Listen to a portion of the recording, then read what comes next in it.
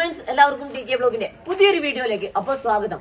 ഇന്ന് T K blog ഉള്ളത് നരിപ്പറ്റയാണ്. നരിപ്പറ്റ വന്നത് എന്ന് വെച്ചാല് നമ്മുടെ ഊരാളുങ്കലിലെ ആളുകൾ ഇവിടെ പണിയെടുക്കുന്നത് പണി സൈറ്റിലെ ഭക്ഷണമായി വന്നതാണ്. ഇവരുടെ ഏകദേശം 100 വർഷമായിട്ടുള്ള ഭക്ഷണ രീതി എന്ന് പറയുന്നതാണ് നമ്മുടെ എന്താ പറയാ അതിശയപ്പെടുത്തുന്നത്.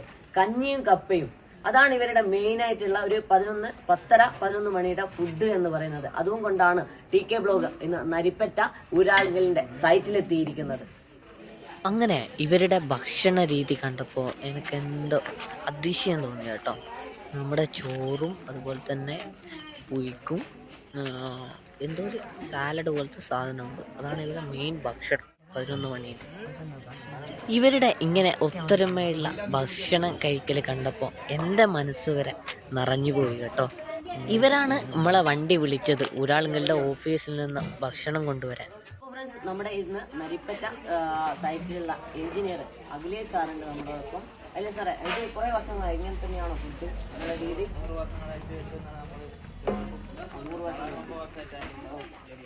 ഇപ്പം കപ്പയും ചോറും ഉണ്ടല്ലോ. ഇതിന്റെ മുന്നേ എന്തായിരുന്നു?